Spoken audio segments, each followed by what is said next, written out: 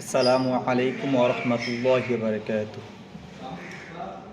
সম্মানিত দর্শক, শ্রদ্ধেয় শিক্ষক মণ্ডলী এবং প্রিয় ভাই ও বোনেরা, আপনাদের সবাইকে আমার পক্ষ থেকে আন্তরিক সালাম ও শুভেচ্ছা জানিয়ে আজকের বক্তব্য শুরু করছি। আমার নাম মোহাম্মদ ইসরাফিল শেখ। আজ আমি আপনাদের মাঝে একটি খুব গুরুত্বপূর্ণ বিষয় নিয়ে কথা বলবো।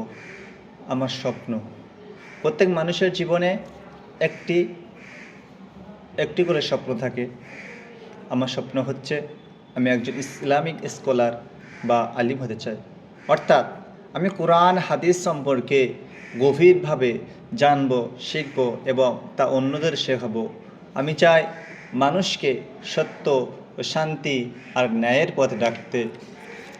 আমি চাই মানুষ যেন গুনাহের অন্ধকার থেকে ফিরে আসে আলোর পথে, ইসলামের পথে। এই স্বপ্ন শুধু আমার নয়, এটা আমাদের প্রিয় নবী হযরত মুহাম্মদ সাল্লাল্লাহু আলাইহি ওয়াসাল্লামের পথ ছিল। আল্লাহ তাআলা কুরআনে বলেন, কুল হাযিহি সাবিলি আদউ ইলাল্লাহ আলা বাসীরাতিন আনা ওয়া মান ইত্তাবাআনি। বলুন, হে মুহাম্মদ সাল্লাল্লাহু আলাইহি ওয়াসাল্লাম, এটা আমার পথ।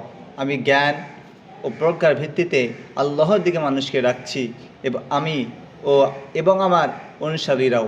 সূরা ইউসুফের আয়াত নম্বর 108 নম্বর আয়াত আল্লাহ পাক বলে দিয়েছেন। এই আয়াত থেকে বোঝা যায় যে আমাদের শুধু ভালো হওয়া নয়, মানুষকে ভালো পথে ডাকা, সেটা বুঝিয়ে বলা। আর এই কাজটি করতে হলে লাগবে সঠিক জ্ঞান। এই কারণে আমি চেষ্টা করছি ইসলাম সম্পর্কে গভীরভাবে জানতে।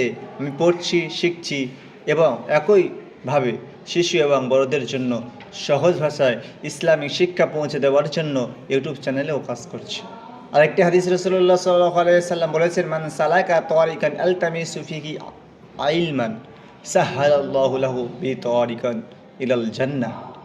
যে ব্যক্তি জ্ঞান অর্জনের জন্য একটি পথ ধরে, আল্লাহ তার জন্য জান্নাতের পথ সহজ করে দেন। সহিহ বুখারী, সহিহ মুসলিমের মধ্যে 2699, আবু দাউদ শরীফের মধ্যে 3641 এবং তিরমিজি শরীফের মধ্যে 2646 নম্বর হাদিসে বর্ণিত আছে। এই হাদিস থেকে বোঝা যায় যে ইসলামিক জ্ঞান অর্জন করলে শুধু দুনিয়াতে নয়, আখিরাতেও প্রতিদান আছে। এই কারণে আমি মনে করি আমার এই স্বপ্ন একদিন ইনশাআল্লাহ আমাকে জান্নাতের পথে নিয়ে যাবে। প্রিয় দর্শক, শিক্ষক ও ভাইরা, আমি আপনাদের কাছে দোয়া চাই যেন আল্লাহ আমাকে এই সুন্দর স্বপ্ন পূরণ করার তৌফিক দেন, আর আমাকে এমন একজন বানান যেন দিনের কাজ করতে পারি, মানুষকে আল্লাহর পথে ডেকে আনতে পারি এবং শেষ পর্যন্ত আল্লাহর সন্তুষ্টি লাভ করতে পারি। জাযাকাল্লাহু খায়র। আসসালামু আলাইকুম ওয়া রাহমাতুল্লাহি ওয়া বারাকাতুহু।